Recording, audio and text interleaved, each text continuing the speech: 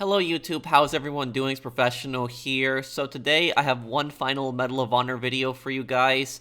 Even though we have beaten the game, on this part here, we're going to be looking at the Valor in History and going to be reacting to this, watching this together. And this video will not be monetized. I don't want to monetize something like this, make money off of a video like this. This is going to be, interviews with real-life World War II, Pacific veterans talking about, what they went through and, hearing the stories, a lot of these brave men, and when they fought against Imperial Japan. And I'm also going to show you guys where to get the last two film reels, because I didn't get two film reels that were in the Pearl Harbor mission, which I'll show you right now. If you enjoyed this series, please do drop a like on it. And also on these videos, I've had a charity stream on the side, which is a Semper Fi Fund charity. It's a charity that's to help wounded veterans and disabled veterans to be able to find jobs, housing, healthcare. It's a really great charity. If you want to donate to it, it does help out a lot. But anyways, let me show you guys where to get those two film reels, and we'll look at these interviews here. Okay, so the first film reel, this film reel you actually can't get until you're near the end of the game, and you need to get the machete. And when you get the machete, it's going to be right here. This is right after the barber shop. This is like right in the very beginning of the Pearl Harbor mission. And then the next film reel we get right when we go up here. Come on, Mac, jump over. Watch it, crouch under. Let's get out of here. Oh, damn the hatch! I don't know if I can hold it for much longer! Get topside! Give him hell!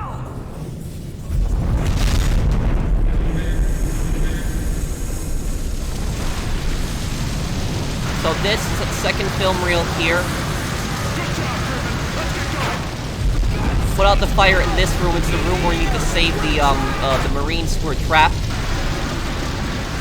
I did this the first time that I played, but I missed the film reel. He's still alive! Film reel is here.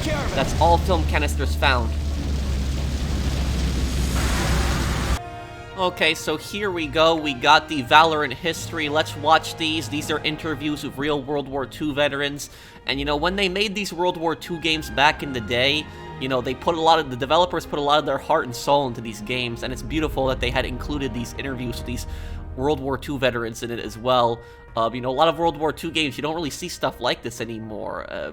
So, I do have a lot of respect for the developers and a lot of respect for these, men who went through these horrible things in the Pacific theater. So, again, to unlock these, you have to find all the film canisters, which we have gotten. But let's take a look at this. Let's watch this here. Pearl Harbor, first one. My name is Don Jensen. I was on the USS Pennsylvania at the time of Pearl Harbor. On that Sunday morning, it was a nice 80-degree weather and all this beautiful weather. I had gone out to the deck, took the Sunday paper, and I sat there, and in a minute a plane went by. It didn't even ring a bell. When the second one went by, I saw the red meatball on the side of the airplane and realized that it wasn't a drill. This was something greater than that. And then when the third one came by, we knew that there was a problem. And it was just a mass confusion from that time on. We got strafed by the planes that were coming in. Everybody was rushing around in the area trying to find something to do. A sailor come up to me, and we had a 50 caliber machine gun, and he helped me set it up, had me some ammunition, and so I fired at the airplanes as they were coming in. You had a pretty good shot at them, but you never knew whether you hit them or not, but they were so low that it's possible that we hit them. That first 53 minutes that the fighter planes were there and the torpedo planes were there, it was just a mess of not having any idea where they were coming from or anything else. But they were so low that most of them, you could see the gunner, the pilot from the torpedo planes, and the fighters. You could see the pilots. They were that low. You were in such cramped quarters that you had to be careful where you fired the gun. That's true. Because if you swung it too far around, you would hit one of our own ships, or a building, you could see the explosions. Nothing ever got quiet because the bombs would explode and then the ammunition from the ships would explode. Ships were rolling over. You could see the water that was on fire from the oil that was on the water. You could see the pickup boats that were bringing people out of the water that were actually burning and hauling them over towards the hospital. I think about those sailors and Marines that were in the hospital water and the explosions of the Arizona. And I think the worst thing that I can think about was 2 days afterwards when I was with Admiral Kimmel on an inspection tour. We went over to Arizona and you could hear the rapping on the wall from people inside the hull of the ship, and we couldn't do a thing about it. Many of them are still in that ship on the bottom. Oh, that was that was true. That when the ship had sunk, that there was a lot of people that were trapped in it while the ship was being flooded with water. So the ship had actually tilted on its side, and there was a lot of guys that were still trapped inside the ship, and they couldn't get them out, and they went down with the ship. That's just horrible death. It's just the Pearl Harbor attack is, you know, one of the worst events in American history, and probably the worst event in Hawaii's history. It was, you know, a surprise attack. The Japanese basically believed that if they landed a huge punch in the U.S., that it would break U.S. morale, and they thought that the U.S., that we wouldn't be able to launch another attack, we wouldn't be able to mobilize a fleet to attack them. But the thing is, the Japanese didn't realize a few things. The first thing is that we had a lot of ships that were not in Pearl Harbor that day. And the second thing about that is they underestimated American resolve, because the Japanese didn't attack on the Russian fleet in the Russo-Japanese War, and it was a sneak attack, and they had completely destroyed them. And after they did that, Russia, while they tried to fight off Japan, they did not have the capabilities to fight Japan in the long run. And eventually, Russia, you know, signed a treaty with Japan, and Japan was probably thinking the exact same thing was going to happen. But the difference between Russia and America is that America has massive industries at that time. You know, Russia, when it was during the Russian Empire at the time, their industry was not up to shape. And so the U.S. had this tremendous industry, but it was also the American willpower. They underestimated how much America was willing to fight back against that, because at that point in the war, is, you know, most Americans had like supported, like, you know, they supported Great Britain, they supported the Allies against, you know, the Nazis. You know, the American public was against the Japanese invasions of China. They were extremely outraged about that. That's actually the whole reason that Japan had attacked the U.S., because what happened was at that time, Japan was getting 90% of its oil from the U.S. That was true. The U.S. was selling 90% of its 90% of the Japanese oil that the Japanese Empire was using for their campaigns was actually coming from the U.S. And what happened was when the Japanese invaded China, and they had the Nanjing Massacre, which is considered one of the worst massacres in human history. The Japanese had murdered somewhere around 200,000 civilians in China in just 2 weeks. When that happened, it horrified the U.S. public. And due to pressure, the American government told Japan, stop your invasion in China, you know, withdraw, end this. And Japan refused to withdraw its troops from China. And so the U.S. put its embargo on Japan. And Japan lost most of its oil supply. And so at that point is Japan was looking for other ways to expand their oil supply, and so they figured that they would attack British colonies in Southeast Asia to get more oil. But about that is that they knew that the U.S. would probably react at that point, and so they thought that they were going to take out, you know, the American fleet, so the Americans couldn't do anything. And going back to my earlier point about this, is the vast majority of the American public at this time supported China. They supported, you know, China against Japan. They supported, you know, Great Britain against the Nazis. But the thing about this, and it was at that time, you know, already, Operation Barbarossa had happened, so December 1941, so Germany had invaded 6 months into Russia at that point, the Soviet Union. So the U.S. did support, the majority of the American public did support the Allies at that time, but the majority of the American public was still undecided on whether they wanted to get involved in the war, because we had fought in World War I before. But that attack on Pearl Harbor changed everything.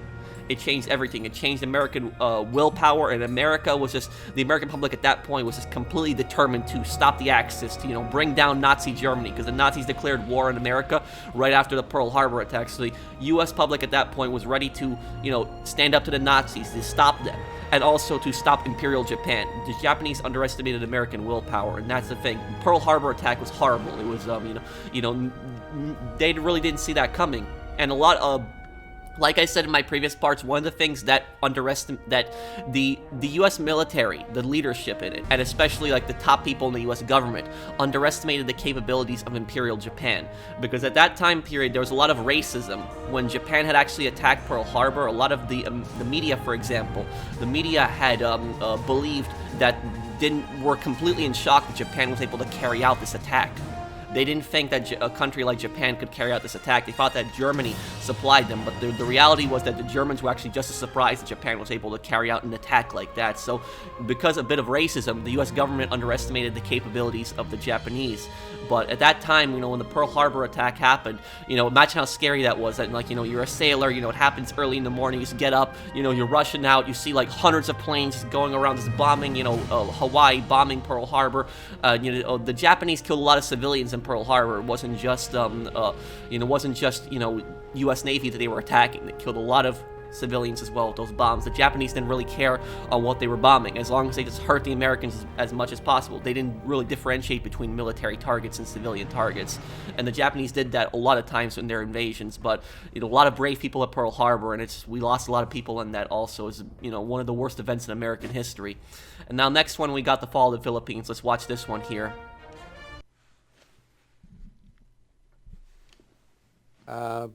Approximately a month before the war, I was sent over to Bataan along with about 20 other soldiers to train Philippine constabulary soldiers. These were actually draftees that were pulled off the street because there was such a shortage of soldiers on the front line. Unfortunately, most of the ammunition that we had was all World War I. And we had a tremendous amount of problem with this ammunition because at least 1 out of 4 bullets is a dud. That means it wouldn't work. And at least 1 out of every 3 hand grenades was a dud. So for every hand grenade you threw, you had to throw at least 3 more to make sure that you had an effect on the enemy. And this was pretty dangerous because you don't have much time to duck when you throw a hand grenade. This would also affect the morale. I was in Bataan for approximately 3 weeks when General King ordered the surrender of Bataan. I, along with my battalion that I was attached to, was surrounded by the Japanese soldiers. They took all our arms, naturally, and then pushed us back out on the road near Mariveles. I was on the death march for 2 days and 3 nights. And during that period of time, I saw hundreds of Filipinos and Americans shot, bayoneted, their heads cut off with swords by the officers for the slightest infraction. My God. I knew I couldn't take this I wasn't going to last long myself. So during a rainstorm, there was a lot of lightning and thunder and a lot of noise. I dove off the side of the road and into the jungle and worked my way deeply as I could into the jungle and get away from the column. It took me approximately 4 days to work my way back to Mariveles. And I gathered up some wood and debris that was there, tied it together with anything I could find, and worked myself out into the bay and swam back to Corregidor. I would say that it took me a good 10 hours that I was in the water, not knowing at the time, but found out later that it was shark infested. But evidently I wasn't good enough to eat, and they weren't interested in me, thank goodness. Oh man. So this is the Bataan Death March that he was talking about. And the Bataan Death March was, one of the worst Japanese atrocities of the war. The Bataan Death March was when the Philippines had fallen.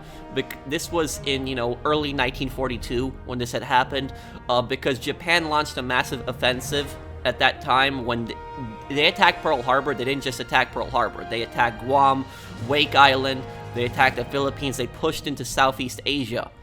And the Bataan Death March, the Japanese had captured somewhere around 100,000 American and Filipino prisoners, because the Philippines was technically an independent country, but it was more of a protectorate of the U.S., meaning that they couldn't do much without the U.S.'s permission. So they had their own government, but they had to listen to the U.S. a lot, and the U.S. had a military presence in the Philippines. That's why there were so many Americans that were there at the time. And the Bataan Death March, the Japanese had marched the prisoners for miles and miles and miles to camps. And the Japanese could have put them on trucks, but they didn't put the prisoners on trucks. They instead forced them to march. And the Japanese soldiers had water canteens, so they were able to stay hydrated. The American and Filipino soldiers didn't have that. And so this is like 90 to 100 degree weather. And imagine just marching for miles and miles and miles with no break, no water break, not even any food. If you collapsed, if you just slowed down, they'll bayonet you. Officers would cut off American and Filipino heads, and they would see this like a competition. That's how horrible this was. And you had, thousands of people that died in this. It was, horrible event. Horrible, horrible event. And remember what they said. They said that around only a third of the American and Filipino prisoners had ended up surviving total captivity throughout the Philippines. So years on, only around a third had survived. That's how horrible the conditions were. And this guy here, he's saying that the guy took his chances in the jungle. The guy ran away, which if they caught him, they would have executed him on the spot. If they caught him running away, but he took his chances, and that he saw the people that were being murdered, and he said he's not gonna keep marching on this. He's gonna take his chances in the jungle. The guy ran away. He survived for 4 days in the jungle. So the guy was like a trained soldier, that the guy was able to live off of the land for that time. And then he swam for 10 hours in shark-infested water. He didn't know that there was shark-infested, but just so he could get away from the Japanese. So that's what he did. He took his chances in the jungle and swam in dangerous water just because he didn't want to be a Japanese prisoner of war. That's how cruel the Japanese were. And you know what? What bothers me so much about stuff like this is that it's like that the kids these days, they don't really, in my opinion, they don't really have the appreciation for heroes like this guy. Like, these guys were heroes. Like, what they had to go through and what they had to endure, and the horrible stuff that they had to survive through. But yet, you have so many kids these days that they don't even, care really about, like, guys like this. There's not a lot of World War II veterans alive like this guy anymore. I'm not sure whether he's still alive or not, but this game was over 20 years ago made, so that's why some of the World War II veterans are a little bit younger. But there's not a lot of World War II veterans around out there anymore, and it breaks my heart that there's not that many people that appreciate them. It's like these kids, they care more about these Marvel superheroes and these stupid Marvel movies than they do like about heroes like this. These guys are our real heroes, not the celebrities. I don't know why kids look up to these celebrities so much. For me, these guys were our real heroes. If you ask me, would I rather spend the day with a World War II veteran or the most richest, biggest celebrity out there? Rather spend the day with a World War II veteran talking about what they went through than these entitled celebrities. But I don't get that, why kids are just so obsessed with these celebrities anymore. When I was growing up, we looked up so much to these World War II veterans, but today, these days, I'm not saying there's kids who don't look up to the World War II veterans, but there's just so many kids today, I just see that they don't care about these veterans anymore. I don't understand why. But let's do the midnight raid on Guadalcanal next. And about the Bataan Death March is the U.S. public actually didn't know about the full extent of the Bataan Death March until 1944, because they knew that the Americans and Filipinos had gotten captured, but they didn't know about the extent of it, how bad it was. And then when it was revealed how bad it was, the American media ran the story, and then the Japanese media ran propaganda countering that, saying that the American and Filipino prisoners were treated in humane conditions, and that they weren't murdered, and they were claiming that anybody who died from disease. That's what they were claiming. So it's just is the Japanese propaganda, which is trying to completely downplay what they had done. And what a lot of people don't know about this is that the Japanese government to this day denies a lot of the atrocities that they had committed in the Pacific War. Either they deny them or they try to downplay them, and they won't fully admit to what had happened. And they even have some monuments to some generals in Japan that had committed horrible atrocities. But let's do Midnight Raid on Guadalcanal. Next one. Washing Machine Charlie was our mysterious visitor who used to come around at night. And you could hear him, and he had a very distinctive sound, and it sounded like a washing machine. And they would come around at night, and they would go around and around and around, you know, endlessly. And then they would finally drop a bomb. It was like eeny, meeny, miny, moe, and then drop the bomb over here. Well, one of them could have got me. 2 days after we left the beachhead area in Guadalcanal, where we first landed, we went to the front lines. One of these Japanese bombers dropped a bomb that hit right in where our company area had been and did a lot of damage. So fortunately, we were not there. Once in a while, they dropped the bomb and hurt or even killed somebody. But we would laugh because they would usually miss everything. The idea was to harass us and to keep us awake and to keep us nervous, and it was more of a nuisance sort of thing. Our searchlights would try to pick them up. Sometimes they did, and we would shoot our anti-aircraft shells at them. Once in a while we'd hit one, but they would drop their bombs and then they'd leave. We would watch it. It became our nightly television show. If he hadn't come around that night, it was like, gee, we didn't get to see our favorite show tonight. It was the only entertainment we had. And we would, actually, you had like a cheering section. Guys would yell and cheer, like, go for it, Charlie, and hey, there he is, get him, get him. And one night, Washing Machine Charlie came, and the poor guy was going around and around and around, and all of a sudden we saw this big ball of fire. I mean, it just went whoom, and we knew he'd gotten hit, and he just exploded up there. Well, what we didn't know was that they had brought in some Black Widow night fighters, and they'd just been waiting for this guy to come around. Well, once or twice with the Black Widow night fighters, and poor old Washing Machine Charlie never came back. We kind of missed him too. So that was the him talking about the Battle of Guadalcanal. Guadalcanal was the first, major U.S. engagement against Japan, like the first offensive against Japan in the American offensive against the Japan in the Pacific. Well, you had Midway, but that was naval. I'm talking more about land. So Guadalcanal, that was Guadalcanal. This happened in late 1942.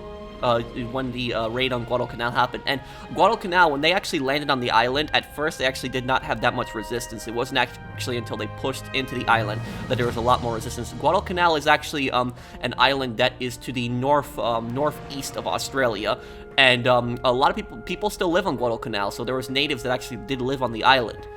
So it was not an uninhabited island, but it was a very jungly island.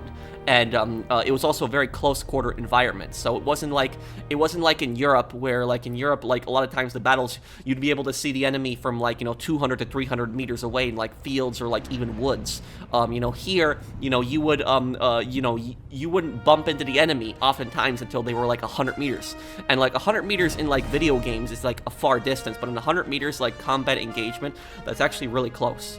And so, if you ever watched The Pacific, the TV show, the close quarter fighting that was in Guadalcanal at night, that was very realistic for what they had shown. That was pretty much what it was like. You bump into them, there's very close, Thompson is what SMGs, what a lot of the Marines would carry around there. Very effective, in that type of environment. But also the Marines, when they actually landed on Guadalcanal, they did not have M1 Garands. A lot of people don't know about that. They actually carried around Springfield 1903s, the bolt-action rifle. That was the standard issue rifle that the U.S. had actually used in World War I, and carried that into early into World War II. Now the Army, those were the guys who actually had the the Garands. But the Marines at the start did not have the Garands. The reason for that is because the Marines tended to get things late. When the Army arrived at Guadalcanal a little bit later, some of the Marines started getting Garands. That's why in the first midnight raid on Guadalcanal, that's why you have that's why you have the Springfield 1903. You have the Springfield 1903 in that part, but you don't have the Garand until Pistol Pete Showdown a few months later when the Army does show up, so you get some Garands. In the Philippines campaign, the reason the Marines had Garands is because there was a huge Army presence, so the Army had Garands on the Philippines, but they didn't have, but when it was just the Marines, they had Springfields. And then, from late 1942 to early 1943, at that point, the Marines started having the Garands. But, the Springfield 1903, while it was a great rifle, it was not the type of rifle that you wanted in that type of engagement zone in the close quarter fighting in Guadalcanal. When it's like night and it's like the Japanese are moving up on you, you don't want to have a bolt action rifle like that. The Japanese did have bolt action rifles too, but they would do bayonet charges. And so, the bonsai charges that you see about in movies and games, that did happen. And so that was just terrifying. I'd much rather have a Garand in that type of situation, a semi-automatic, than having having the Springfield. I think the Thompson would have been a better weapon. Some Marines did have that, but most of them did carry around the Springfield at that time. Let's do the next one, Pistol Pete Showdown. So Pistol Pete, this is also in the Battle of Guadalcanal. I suppose the most memorable was when I marched down and we thought that some planes that came over were our bombers, but they weren't. They were Jap bombers. And so we had to run like anything. And as we ran, down came some parachutes with food and a copy of the Tokyo Times talking about a great win the Japs had, which they never did. We heard this sound, which obviously was a bombardment of some kind, and but we couldn't see. And so Solomon Islander came up to me and said, "Master, me sorry too much, Japan fleety come." I said, "Don't talk rubbish." I'd turned the radio on by then. I could hear all these American voices. So we had to wait until about 9 o'clock, and then we saw 85 ships, I think there were, and all the little landing craft going backwards and forwards from the ships carrying soldiers ashore, Marines. I got a note which was passed up by one of my Solomon Island policemen, and telling me to come down and which way to come so that I could avoid the Japanese. And so I packed up everything and took my radio equipment down to Aula, which was a government station, and left it there, and then I went in and reported to the Americans. This Marine came up and shook me by the hand. I couldn't speak. I was too overcome. That was the happiest day of my life. So yeah, that was at that time is Great Britain and Australia. They were fighting, and I should say all of the British colonies. They were fighting, Imperial Japan and Germany, all alone until Germany at least invaded the USSR in June of 1941. But especially in the Pacific, they had very little support, and so to like the guy was saying before, there's a lot of natives that actually lived on those islands, so the Solomon Islanders. And imagine the joy that you have when you finally see American warships here, and you see so many American ships, and it was that you see so many American ships, and that it's almost over at this point. Not that the war, but that your suffering at this point is pretty much almost over. That the Japanese are being pushed back, that you're winning at that point. because morale was like a big factor. You know how the guy had said in the fall in the Philippines, he said that a lot of the ammunition was duds and the grenades was duds. That definitely played a factor in their surrender.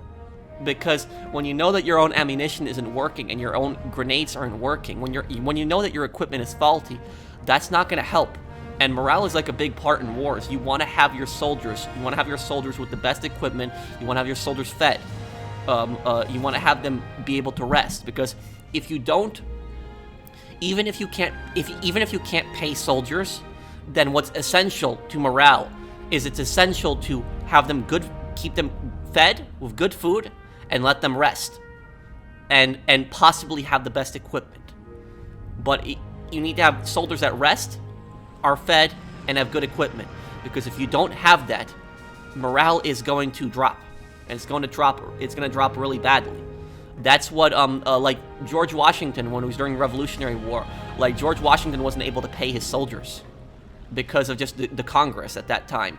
The American continental dollars had been inflated, and so George Washington wasn't able to pay his soldiers. But what George Washington tried to do to raise the morale of his troops is he tried to keep his soldiers fed as much as he possibly could. And also, George Washington knew that he needed a victory. That was the Battle of Trenton. And that, getting all that supplies from the Hessians to the Battle of Trenton boosted the morale of the Continental Army greatly.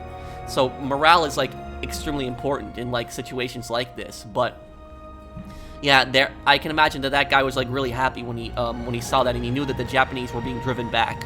There's a lot of bombardment on these islands, that the American ships would actually bombard the islands, but the bombardment would help. In like a battle like Guadalcanal, the bombardment did help.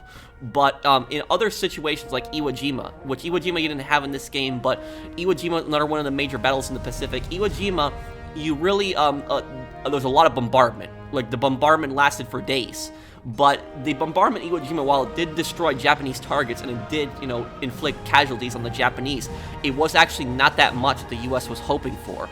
And the reason for that was because the Japanese had dug an intense tunnel network in Iwo Jima. And so because of that, they were able to resist a lot of the bombardment from that. So when the Marines went in, the island really was like a lot of craters, a lot of rocks, very little trees. It was pretty much all destroyed, but the Japanese tunnel network was there, and so they had to go through that. So that was still very brutal. That cave fighting, that close quarter fighting. But the Japanese were dug in very well there. And on top of that is also forgot to mention that literally when the Pearl Harbor attack had happened, and the U.S. had actually declared war on Japan, and also declared war on Germany, what happened was Winston Churchill, the Prime Minister of Great Britain at that time, said, "We won." That's what he said. He said, "We won," because he knew the Americans were in the conflict now. And while World War II was a global effort, it wasn't just, the U.S. against Japan and Germany, is that America was a rising superpower. That America now entered the war, this was going to be a major turning point against Japan and Germany, because Germany was now fighting the USSR, and now they were going to be fighting the US as well.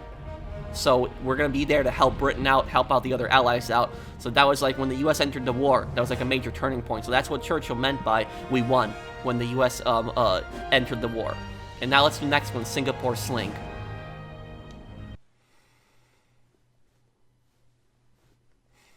We arrived in Singapore, monsoon weather, pouring with rain, and I was there for several days. I was in the camp most of the time with the cookhouse, as I was sort of in with charge of the water, and with my other friend of mine that got killed, that died afterwards. Oh. But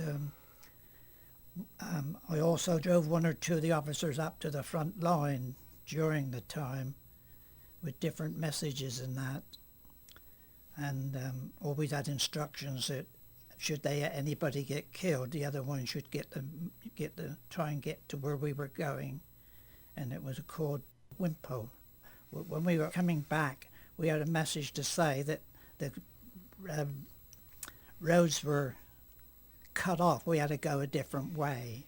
With that, I managed to get back to the camp, and then for quite a long time we could hear the bombing and shells and what have you. But then after a few, well, it wasn't long really before we had the message we had to go back. So we started going back to Singapore, and from day to day we went farther into Singapore. After we got over the bridge, we thought we might be all right, but we could hear the Japanese. We could even we could hear the shells coming over at us, and we could hear all their messages and that. I could hear them quite plain, so I knew they weren't far away. And then the next thing I knew was, after a few days, that we were going to surrender and there'd be no more fighting. We were sort of told we weren't allowed to talk too much, we weren't allowed to say anything, We even had any of our belongings. They told us we had to get rid of all our belongings. We had to put our rifles in and put them in the one of the rooms there, and that's all I knew. And the next day we had to march to Changi. The day after we surrendered, they come marching right through Singapore, and that's when I saw all the Japanese with their ammunition and all that, But when we got to Changi,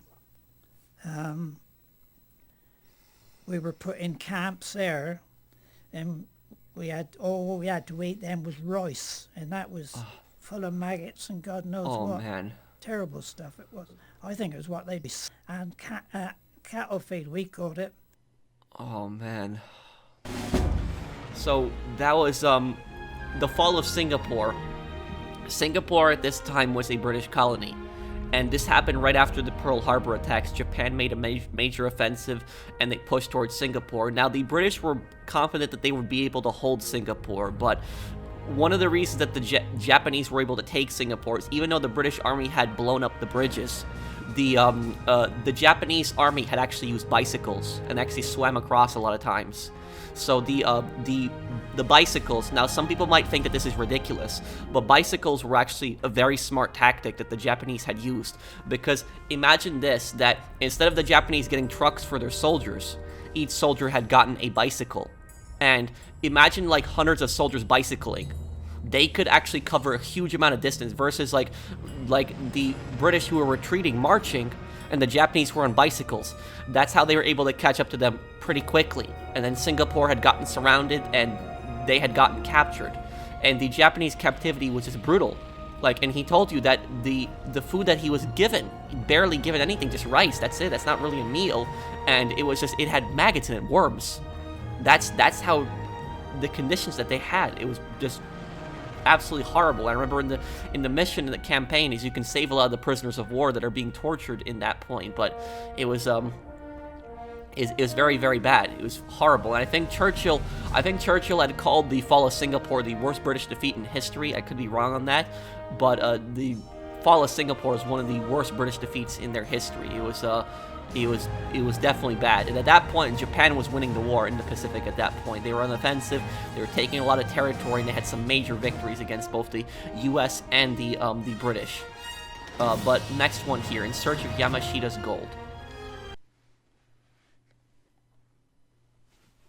This is a Browning automatic rifle. The bar This rifle. is my favorite weapon. One like this was issued to me right out of boot camp.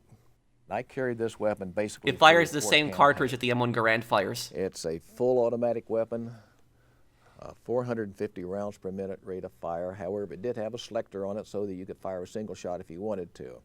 Each one of these clips held 20 rounds. The ammunition belt loaded actually weighs more than the BAR does. It fired from an open bolt position. It had bipods on the front and had a butt rest here in the back and a shoulder rest here. However, as soon as we got on Guadalcanal, we realized that since this weapon had been designed during World War I as a trench warfare weapon, we didn't need these bipods on front, and so these were discarded. This weapon weighs 21 pounds, 7 ounces unloaded. Now it seems like it weighs twice that much. I don't know how I ever carried this thing through those 4 campaigns through the jungle and so forth, but it's very heavy to try to fire from the shoulder. We just normally fire it from the hip position like this. I think the Japanese feared this weapon more than anything else, even more so than our machine guns. Why? Because our machine guns Exactly. were stationary. The bar you could carry They could around, usually figure out and it about could be where fired by machine one guns man. would be. They would be in a prominent location up front, or maybe in the rear behind sandbags, and they were easy to spot. But a BAR-man could be anywhere where the rifleman. Exactly. The Japanese tried to draw That's the fire Japanese from the machine gun. automatic riflemen first, so they could find out where they were, and we had to use discipline. Normally, we did not answer their first attacks. We let the riflemen take care of it. We held our fire with these weapons until they came charging at us, or unless we were approaching an area we knew there were some Japanese hiding in some bushes or camouflage, then we could take this weapon and spray the area. The Marine Corps decided that since this weapon was so effective, they gave every fourth man one of these weapons.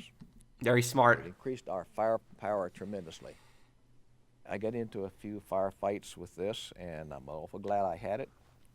At one time, I had to fight my way out of an ambush, whereby myself and another BAR-man was advancing across an open area when we were ambushed by a Japanese officer and 4 men nearby. They could see us, but we could not see them. And when they opened fire, they killed the man next to me, and I had to shoot my way out of the ambush. I might not have survived if I hadn't had this. So the BAR, the Browning automatic rifle, that was a very revolutionary weapon. It's it fires a 30-06, which is the same cartridge that the M1 Garand and the Springfield 1903 fires, and that's what actually made these weapons so useful, because you have 3 different weapons and they all fire the same cartridge. When you actually have weapons that fire different cartridges, it mixes things up because it becomes more of a supply issue. But the BAR rifle, BAR rifle, was a very advanced rifle, and it was developed near the end of World War I, and I think it was General Pershing didn't want to give the BAR to American soldiers in the trenches because he thought that the Germans would be able to capture it and then make their own version from it. But then that's a really stupid policy, which is, what's the point of making this really advanced weapon if you're not able to deploy it in the field in the first place? But the BAR was definitely a very effective weapon, 20-round magazine, and the fact that any soldier could just carry that around. Like when he was talking about the larger Browning machine guns, those were something that, I guess you could technically fire it, from the hip, but it'd be very difficult to do so. It would, those machine guns, the big Browning machine guns, you would have to, a few guys would have to carry it around. You'd have to put it up in place and maybe put a few sandbags around, maybe a few rocks around it. You'd have to have, a guy set up the belt. You'd have to be firing it. So you'd have a few people that would work on these machine gun teams. The BAR, even though it had a smaller, ammo capacity, it was just the fact that one guy could carry it around. And so basically, if you're in the jungles of Guadalcanal, and you start taking fire, you jump on the ground, and then one guy that jumps on the ground just takes the BAR and just starts spraying in the area right where the fire is coming from some bushes. That can be very effective. So the BAR was definitely a revolutionary weapon, and it was very very good to have that in large numbers, especially during the war. But let's do next one, a bridge on the River Kwai. I think this one is going to be kind of brutal because it's going to be talking about the Burma Railway.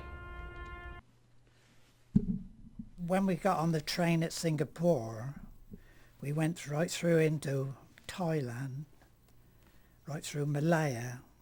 Boiling hot sun it was, we were sweating. So many of us were sent right up to the top of the jungle. Took us several days to get up there. And we got to Kampranburi where the bridge is. I was there for several months. It was right in the monsoon weather. And we were absolute filth it was there. I swear we lost a lot of boys, died with dysentery and cholera. They were dying like flies there. Well, most camps were the same, really. There's not much difference in them.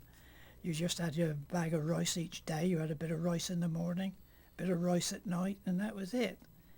But I never seemed to get worried at all. I don't know why, I'm sure, but That's the way I am, I suppose. I don't know. Its camp itself was terrible. We were underwater most of the time, almost sleeping in water. But we had to get up next morning and go off and do through the jungle to meet the bits of bridge we were working on. Each morning we had to walk right through for about 3 miles through to get by the river, by the camp, where we had to build these different bridges, small bridges to get different places. And we were there for a long time. You had to do as you were told, else you'd soon get a belt, and I'll tell you that. If you didn't do it quick, when they told you to do it, you had to do it quick. And that's where a lot of fellas slipped up, you know. They'd get a beating for nothing. You never knew each day what you were going to do. Most of it was doing all the digging, perhaps all day long, same old job all the day. If we had 1 day off in 10, I think. In that particular day, we'd have to go out and pick up any wood there was in the jungle to pull in for the camp.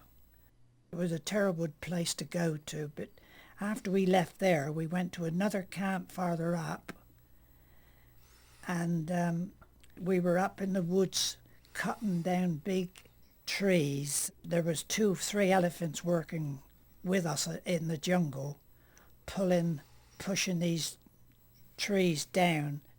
This particular bridge was for the troops to get through to Burma, and that was a roughish place there.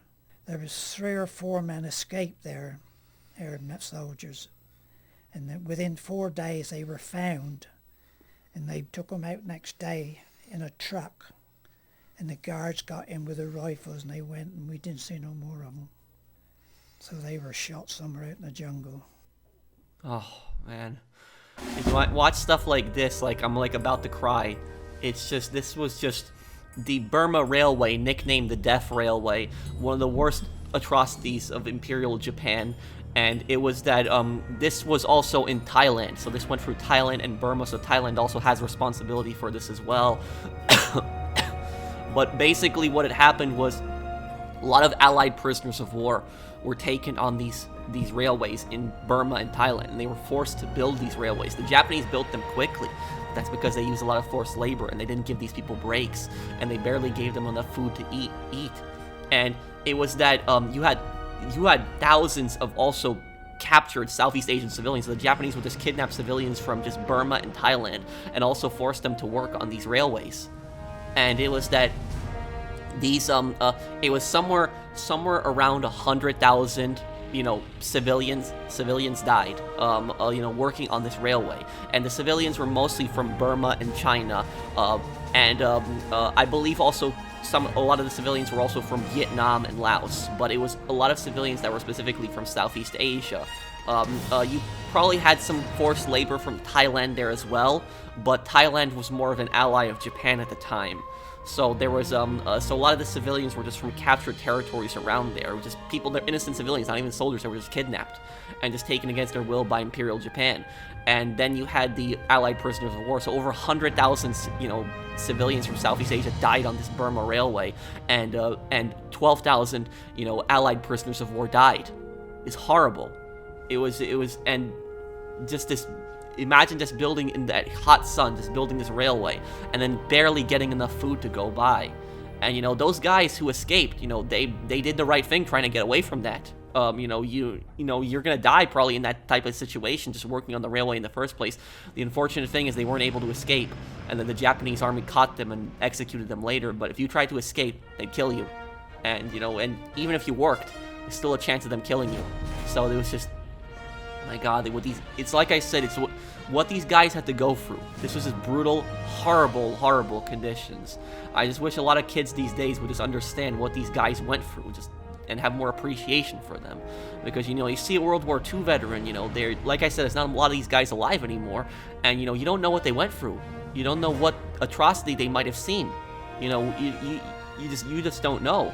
And so if you ever see like a World War II veteran, make sure thank them for their service, because you don't know what they went through, and it does mean a lot to them if you do thank them for their service. But now we're doing super carrier sabotage, the final one. Let's watch this one.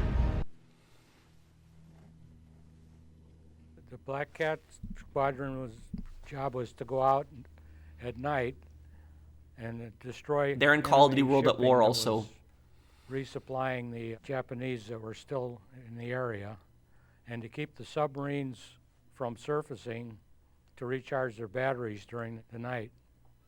The plane was originally designed just for reconnaissance. So then they put bomb racks under the wings to carry the bombs and the torpedoes. We could carry 2,000-pound payload, 500-pound bombs, or 2 torpedoes, 1,000 pounds each, or 4 depth charges, which were 500 pounds each. We had a 50 caliber gun on each side in a clamshell blister that could be opened up so the gun could be fired, and 2 30 calibers in the nose. A typical Black Cat mission would be we would take off at sunset. A radar would pick up a submarine. Most of the time the submarines would submerge before we could get to them. And at that point we didn't have any way to tell which way they went. There was 5 squadrons of us out there. We had 15 planes in each squadron, and we would take turns with different missions. During the day, their ships would be camouflaged. They would put vegetation and stuff on them so you couldn't see them, and the Air Force had trouble finding them. At night, once they got underway, they were very visible because of the luminous wake that moving ship creates due to the phosphorescent stuff in the sea, especially on a moonlit night. Our main protection was that we flew at night where they couldn't see us. They couldn't hear us coming, and after we left the scene, they couldn't see us leaving. Our method of attack was to sneak up on them. The idea was to see a ship, drop down to sea level, 50 feet, and make a run on the ship, let our bombs go so it would sink or disable it, and keep going so they couldn't shoot us down. Because of our slow speed and low altitude, we would come up over the horizon before they were aware of us. We were always trying not to be spotted to avoid any contact with fighters because we were so vulnerable. A fighter could shoot a PBY down with no trouble at all. That's true. These planes were mostly built to attack Japanese shipping and attack Japanese, smaller naval ships. Like they wouldn't. I mean, they could do a lot of damage to like a battleship, but they had the night advantage. But you'd want to get a really good hit on those type of ships. But fighters catch up to those planes. They're extremely vulnerable. They do have a mission in Call of Duty World at War, the Black Cats, which is like one of the best ones. And when they attack those like Japanese, those Japanese supply ships, you see just all the protection that they have. So that's like, ships. If there are ships that are carrying like ammunition and they're carrying equipment to reinforce the enemy, that's pretty much a vital target in World War II. So when these Japanese supply ships that are carrying ammunition to reinforce the Japanese army, those are pretty much vital military targets at that point. And so these guys would just fly at night. They would try to hit these ships and then try to get out of the area. Generally, that's what the Black Cats were. They do have a really good mission in Call of Duty World at War, which is probably the best Pacific mission in that game, is the Black Cats mission. But that is pretty much it for the Valor in History. So I really enjoyed playing this game. It's it's an older game and it holds a very special place in my heart. But I just generally like that they had all these interviews with all these World War II veterans for this game. And that shows you how much the developers cared, and the developers had like a lot of heart, and the soundtrack these games is really beautiful. I wish more World War II games were like this today. Like stuff like this, like features like this, like interviews with the actual veterans. But it's like I said, that there's just so many kids today that I don't think they appreciate like the veterans, and they care more about some stupid celebrity in Hollywood, some stupid like actor or musician, than they do about like the actual heroes that like fought and like died in defending our freedom and like ridding the world of fascism and stopping like Imperial Japan. So like these were the heroes.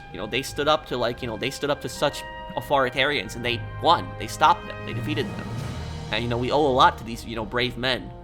But thank you guys for Thank you guys for watching here. I hope that you guys enjoyed, you know, this part. Again, I'm not monetizing this part. This part is going to have no ads in it because I don't feel that it's right to, like, you know, for me to try to, you know, monetize a video like this. Just not going to do that. But I do have the charity linked on the side. So if you guys want to check out the charity, if you want to help like veterans out, that's like a Semper Fi charity, helps like wounded and disabled veterans, helps them to find, you know, proper housing and medical care and jobs, and teaches them, provides them education and stuff like that, just so that veterans can live a better life. It does help out a lot, and it's a great organization. I did research the charity a lot, so it's a safe charity. So thank you guys for watching. If you guys did enjoy the video, do drop a like. Let me know what you think down below. So thank you again for watching, and thank you to all the World War II veterans who fought for our freedom. You do mean a lot to us. Thank you, everyone, and I'll see you guys on the next one. Take care. Have a wonderful day, guys.